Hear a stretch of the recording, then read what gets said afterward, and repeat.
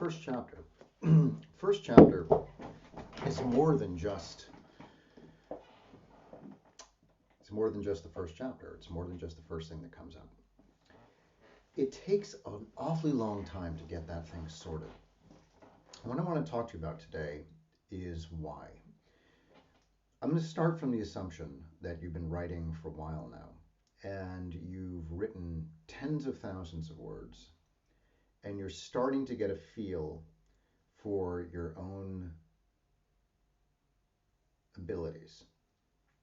Keep in mind that writing is very much like an instrument, and I mean a musical instrument, a trumpet, a guitar, a piano. In order to eventually create art out of the thing, you have to master how the instrument works. You need to know the scales. You need to be able to have it do what you want it to do. It has to be under your control. Once it's sufficiently under your control, you can begin to create something with it. Now, your mastery will only get to a certain point. Everybody's mastery only takes them to a certain point. We all struggle, no matter how good we are, no matter what our instrument is. There's always a limitation to what we can do with it, whether it's a piano or whether you're writing poetry or whether you're writing stories. As artists, we are limited. Or painting, doesn't matter. There's stuff you just can't do, and you may never be able to do well. You should keep trying, you should keep improving, but you're going to reach your own limits. So finding out what you're good at and concentrating in that area while continuing to try to expand your own abilities is really the way that you negotiate how to produce something of value at any moment in time. Assuming that you've been at this for a while and you have a certain measure of control over your writing at this point, that first chapter, I find it takes a while. The reason is there's a lot going on in there that when you get started, you're not even entirely conscious of what you're doing and what you want from it. Let me give you a funny example. If you're old enough to remember the TV show Miami Vice, and if not, you should watch a couple of episodes. It's a classic. Not the movie, but the TV show. What most people remember about the TV show, other than Don Johnson and the scruffy beards and everything else, but is the style. There was a style, an energy, and an edginess to it. For the life of me, I can't remember any of the storylines, and I know it was a crime crime series, but I don't remember it as a crime series. I really just remember the Ferrari and the girls and the boats and all that stuff. When they put that together, one of the decisions that was made by the director and by the director of photography was no earth tones, which is very interesting. By removing all earth tones from the color palette of the TV show, they created a highly stylized and distinct visual style that was part of the story. It was how you encountered the entire experience. And you got that pretty much right away. Matching that to a soundtrack from, what's his name? Genesis. It'll come back to me. Collins. Him, the drummer. In the Air Tonight was the name of the song. You match all those things together and you get a feeling. Those feelings were not arbitrary. They were created very, very carefully by the people who put the show together. Whether you like it or not is a different conversation. The thing is, what you saw on the screen was deliberate. When you're putting together the first chapter of your story, you may know the plot. You may know the couple of basic turns that need to be made in the course of getting this thing started. But you might not know the color palette. You may not know the tonality. You might not know the extent to which you want to play with humor. You may not know whether or not you want to flashback at all, or you want to bring backstory into it, or whether or not you just want a driving sense of immediacy. It might even be a prologue. I tend not to use them. I tend not to like them, but it might be that what you're creating is not the first chapter. It's actually a prologue, and there's going to be some period of time between what you're writing and when you want the story, as it were, to commence.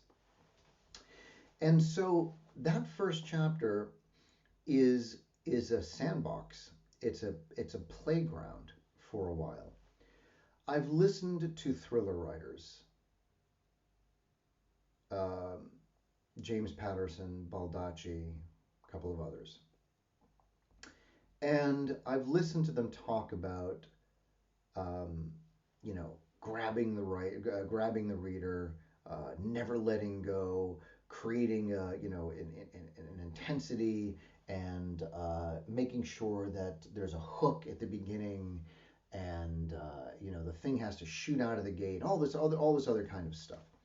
All of which is pretty much akin to the first scene of any James Bond movie, right? Ba-na, ba-na, and then something really visceral happens, right? There's a shootout and a chase, and there's all sorts of fascinating, there's lights and colors and energy, and then the credits roll, and then something happens, and then the story kind of begins. And you can certainly do that, and for some people, that's exactly what they want from a book. They just want to watch television, and they just want to keep flipping the pages. And if that's what you're going for, if that's what you enjoy producing, and that's what you enjoy consuming, as a reader, then plotting is going to be what drives you. For me, it's more than that, because I tend to get very, very bored when I read that, because I feel like I'm watching television. I don't feel like I'm reading a book. And I tend to throw most of those books away, and I never go back to them. And the reason is that to me, there's nothing feeding my mind. There's nothing, there's no description, there's no dialogue, there's no heart, there's no beauty, there's nothing. I'm bored. I get bored.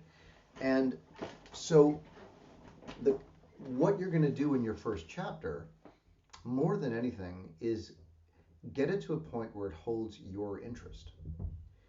Because it's a strange barometer, but there really is no other one to use.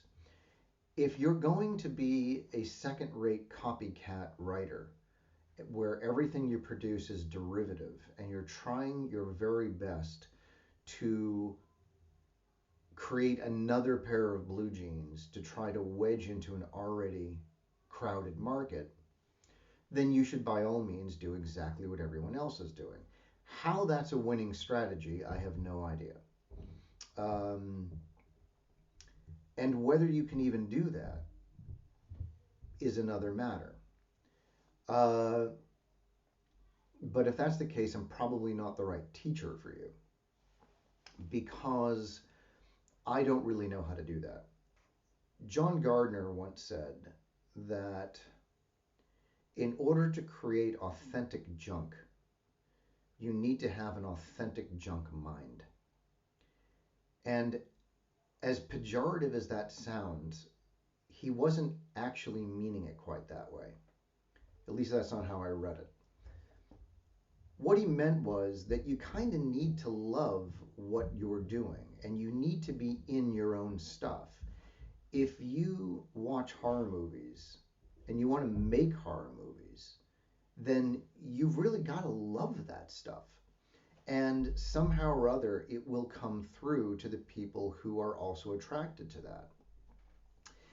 So you need to write the stuff that's going to attract you. And your first chapter is your first chance to do that. In fact, you better do that. It's going to take some time. And if you're fiddling around for weeks, a month and a half, trying to get your first chapter not perfect, but to a point of stability where you're now confident that you can stand on that like a ladder and begin to move up, then do that, is my attitude. Some people say just get the first book written, get it done, write it all out. Um, if you feel momentum, if you feel a drive, if you want to keep your story going, don't stop yourself. I absolutely encourage you. But make sure that you get your first chapter into a condition where you really do feel that it is the launching pad for the story that, to the best of your knowledge, at least now, you think you're going to tell. When should you stop fiddling around with your first chapter? I would say, and this is the criteria that I use, but it's also the same criteria I use for an entire draft of the novel, is this. There's going to come a point where you are no longer certain whether you're improving it or merely changing it. Change is not improvement. Change is but change. You can feel, and if you can't feel this yet, you need to keep writing because you need to develop this, otherwise you're dead. You're going to feel that your writing is getting better, that the story is getting better, that what you're doing is inherently more interesting, that that you're on to something, that you're getting somewhere, that you're getting your reader somewhere. There's a point, however, at which you're really just fiddling. You're fiddling with the words and you're fiddling things. There's a lot of reasons to fiddle, which is you're scared, you're distracted, you lack confidence, you're overly self-critical, you're worried about what the external world is going to think. There's a lot of reasons why you're fiddling. You're procrastinating. But if you can be honest with yourself and realize that you are not improving what you're doing, then it's time to stop and continue to move forward. Get your story going. That first chapter is going to give you the light, the color, the smells and the tastes, the characters, the characterization, the sense of comedy, the sense of drama, the sense of tragedy. It is the step through the wardrobe into Narnia. And it is that first moment where you see it. It's where the kids in Willy Wonka open it up, and Willy Wonka in his purple jacket sings that song, the imagination song, before releasing the children into the chocolate factory. It's when in The Wizard of Oz, when the color begins, it switches from black and white to color. That boom is the defining world that the first chapter is going to create. And it does not have to be excessively anything. Think, for example, of High Fidelity from Nick Hornby, the book. It's very simply written, and it's joyfully done, but he beautifully sets the tone of what he's doing. You get the character, you get the fun, you get you understand the kind of book you're getting yourself into, the kind of story you're getting into. He presents a structure, his obsessiveness, the character's obsessiveness with lists and all this. It's all right there, and you know, in the first chapter of Cavalier and Clay, The Amazing Adventures of Cavalier and Clay by Michael Chabon, there is starts with a discussion, as I recall, of Harry Houdini. So you know that you are getting already in the first couple of pages something with historical fiction. You know that you are getting something that's literary but interested in pop culture. You're getting wonderful language. You're getting a richness of metaphor. You're also not getting guns and explosions going off. It's going to be a slow burn. All of this is established right at the beginning, and you know what it is you're getting yourself into. So take the time on that first chapter. Don't fret it, but play with it. It's a sandbox. It's a palette. Keep moving things around. See, where do you want the story to begin? When do you want the story to begin? Are you beginning with dialogue or description? To what extent, how important is the setting? When it's reached that stable point where you're no longer mucking about with it too much, or mucking about with it isn't really doing anything anymore, stop and get your story going. So, and last thing, all that reconnoitering, all that research that you had done earlier to get your mind into it, this is the point to not to apply the knowledge into the first chapter. It's not that you have to get information in there. The price of a Stetson hat at Woolworths in 1944. That's not the issue. You discovered a mood and a feeling during your research. Whether it was science fiction or fantasy or romance or whatever it is you're doing here, that you enjoyed being wrapped around, or you enjoyed having wrapped around you, and you wanted to dwell in that space of all that stuff. Just like in Miami Vice, you wanted to dwell inside that visual, highly stylized American noir kind of world. For those who like the show, I'm not trying to convince you to like the show, but I'm saying that's what it did, and that's what you entered into, and that's what you bought. You bought a burger, and you got your burger.